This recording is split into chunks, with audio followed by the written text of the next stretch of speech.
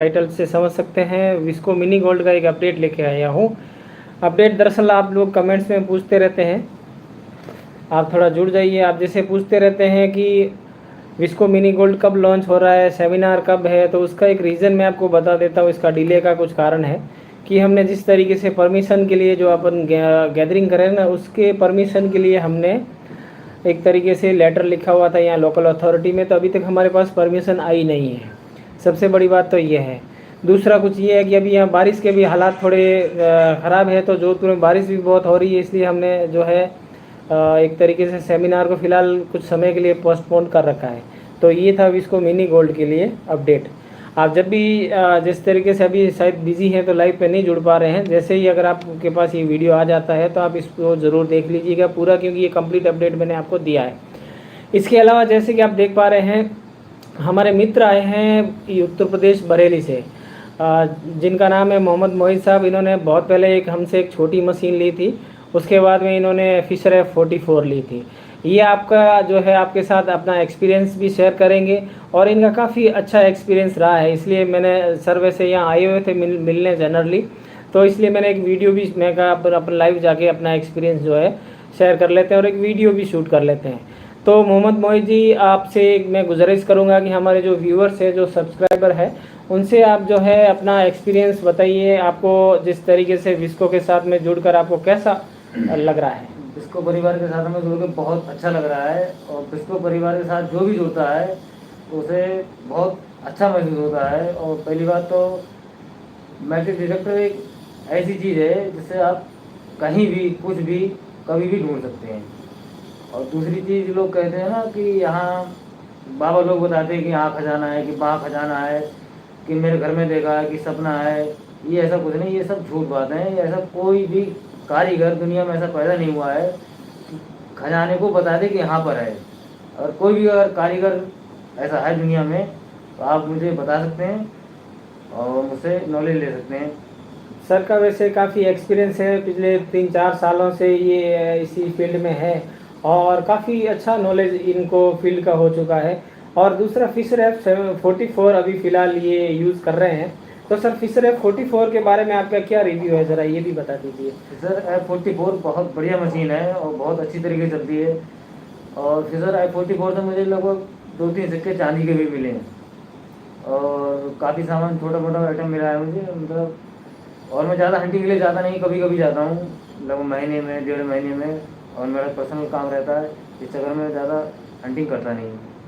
और दूसरी चीज़ क्या है, और कोई भी आपको बोले कि मेरे घर में खजाना है या और कहीं खजाना है, कि चलो या किसी बाबा को बुला लो या किसी तांत्रिक को बुला लो, तो ऐसे किसी की बातों में आना नहीं है।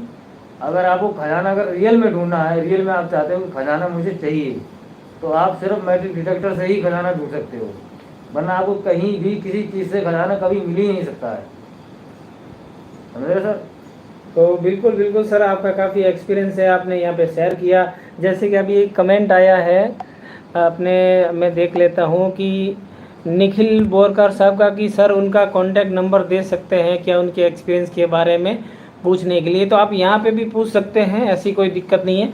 अगर मोहम्मद मोहित साहब चाहें तो अपना नंबर दे सकते हैं, मैं उनको नहीं कहूँगा, फोर्स नहीं करूँगा, क्योंकि ये इस प्रकार से लाइव वीडियो पे नंबर देना एक ठीक नहीं रहता है वैसे बेसिकली, क्योंकि हर कोई जो रहता है कि एक तरीके से पूछना चाहेगा, तो इस तरीके से अगर आप चाहें तो आपकी इच्छा है। बाकी पर्सनली आप अपने नंबर शेयर कर दीजिएगा अपने कमेंट्स में, तो सर आपको कांटेक्ट कर लेंगे, और आपको जो भी पूछना है आप इनसे पूछ सकते हैं बेझिझक, कोई दिक्कत नहीं। लेकिन हमेशा याद रखिएगा कि कभी भी जिस तरीके से रहता है ना कि अपने नंबर ज़्यादातर कहीं पे भी शेयर नहीं करने चाहिए, ये इस प्रकार से फील्ड ही कुछ ऐसा है, इसलिए मैं इनसे ये गुजारिश करूँगा कि आप नंबर यहाँ पे तो शेयर नहीं करें, लेकिन आप अपने नंबर कमेंट्स में दे सकते हैं। अगर आप चाहेंगे तो आपको कांटेक्ट कर सकते हैं।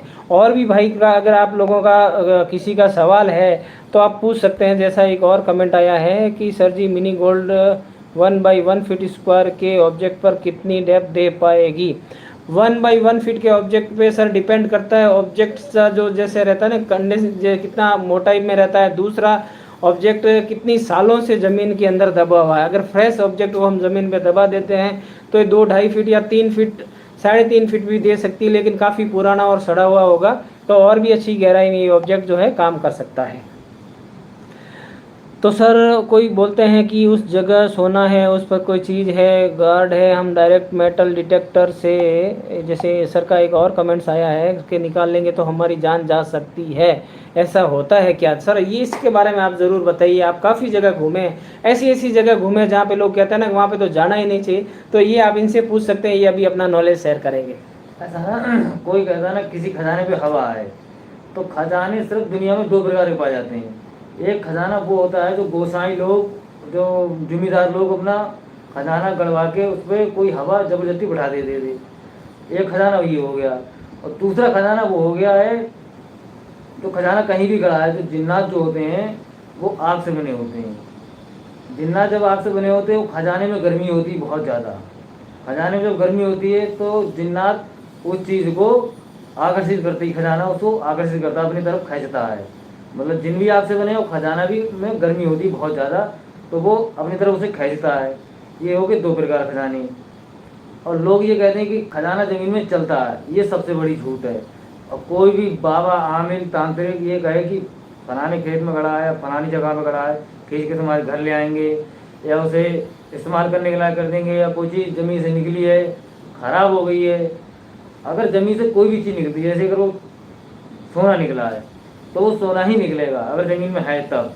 उसे कोई भी हवा, दुनिया की कितनी भी ताकतवर हवा हो, कोई भी आमिर से आप पूछ सकते हैं, उस चीज़ को, उसके वजूद को वो बदल नहीं सकती है। किसी भी सूरत से वो अपने वजूद को बदल सकती है, अपने आप को कुत्ता, बिल्ली, गधा, घोड़ा कुछ भी बना सकती है, मगर वो किसी की मेटल के वजूद को नहीं बदल सकती है। उसके इख्तियार में ये चीज़ है ही नहीं। बिल्कुल बिल्कुल सर, जैसा कि आपने बताया कि जो भी चीज़ होती है ज़मीन में वो कभी इधर उधर खिसकती नहीं है। दूसरी बड़ी बात, जैसे इनका एक्सपीरियंस और भी ये रहा है, इन्होंने आज तक किसी भी सरकारी ज़मीन पर कभी भी ट्रेजर हंटिंग नहीं किया है। हम भी नहीं कहते हैं। इनके खुद की ज़मीन है, वहाँ पे ढूंढ सकते हैं, 1-2 फीट पे, 3 फीट पे ये जैसे ढूंढ सकते हैं, जहाँ कोई चीज़ मिलती है वो आपकी, ऐसा कोई दिक्कत वाली बात नहीं। लेकिन हमेशा याद रखिए, जहाँ पे आर्कियोलॉजी सर्वे ऑफ इंडिया का अधिकृत कोई जगह है या गवर्नमेंट की लैंड है, वहाँ पे आप अगर ट्रेजर हंटिंग करते हैं तो स्पष्ट रूप से ये हमेशा याद रखना कि आप एक तरीके से गैर कानूनी काम कर रहे हैं। इनका भी यही एक्सपीरियंस रहा। ये इन्होंने मेरे को भी यहाँ बताया कि कभी उन्होंने इस तरीके से नहीं किया। ये महबूब जलाल हिल साहब का एक कमेंट आया है, कॉपर डाउजिंग रोड से खजाना ढूंढ सकते हैं क्या? इसका मैं और अच्छी तरीके से और भी जवाब दूंगा, और सर का भी एक बार आप जवाब सुन लीजिएगा कि डाउजिंग रोड क्या रहता है कि एक वाटर डिटेक्टर भी वो डिटेक्ट करता है, लेकिन वो वाटर एक्चुअल में डिटेक्ट नहीं करता। डाउजिंग रोड ज़मीन के अंदर जो मैग्नेटिक फील्ड होता है उसको डिटेक्ट करता है।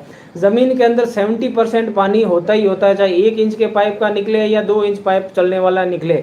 इसलिए हमेशा याद रखना, वो मैग्नेटिक फील्ड को डिटेक्ट करता है, ना कि वाटर को। दूसरी बात, डाउजिंग रोड से कभी भी ट्रेजर हंटिंग नहीं की जा सकती, ये सिर्फ हवाएं हैं। अब सर आपका भी एक तरीके से एक्सपीरियंस रहा है कि आप मेटल डिटेक्टर से ज़्यादा प्रीफर करते हैं या डाउजिंग रोड से, आप बता दीजिए हमारे। मैं तो ज़्यादातर मेटल डिटेक्टर यूज़ करता हूँ। डाउजिंग रोड तो बिल्कुल बेमतलब की चीज़ है, वो तो मैग्नेटिक फील्ड को कैच करती है। चाहे वो मैग्नेटिक फील्ड चाहे लोहे की हो, चाहे वो तांबे की हो, चाहे वो बिजली की हो, किसी भी चीज़ की हो, वो तो नॉर्मल सी चीज़ पकड़ती है, वो खजाना कभी बता ही नहीं सकती है। मेटल डिटेक्टर एक ऐसी चीज़ है, जैसे सीजर F44 हो गया, F75 हो गया, गैरेट 80 प्रो हो गया, और गामा हो गया, और जिस बहुत सी ऐसी मशीनें हैं जिसका मुझे अभी नाम भी सही तरीके से नहीं मालूम है। और दूसरी चीज़ क्या है, मशीनों से आप सिर्फ खजाना ढूंढ सकते हैं, बकाया किसी चीज़ से आपको खजाना मिलेगा नहीं है, किसी की बातों में बिल्कुल आने का नहीं है। क्योंकि मैं 5 साल बर्बाद कर चुका हूँ इन कारीगरों के चक्कर में, इन तांत्रिकों के चक्कर में, मुझे आज तक ये सिक्का नहीं मिला। और जब से मैंने मशीन ली कमलेश भाई से, मैंने ली थी बॉन्टी हंटर की जूनियर TID, वो मशीन मैंने ली थी, तो उससे मुझे काफ़ी अच्छा एक्सपीरियंस मिला और मुझे काफ़ी अच्छी अच्छी चीज़ें मैंने कलेक्ट करी हैं बाहर जंगल में जाके। तब मेरे दिमाग में आया मुझे बड़ी मशीन लेना चाहिए।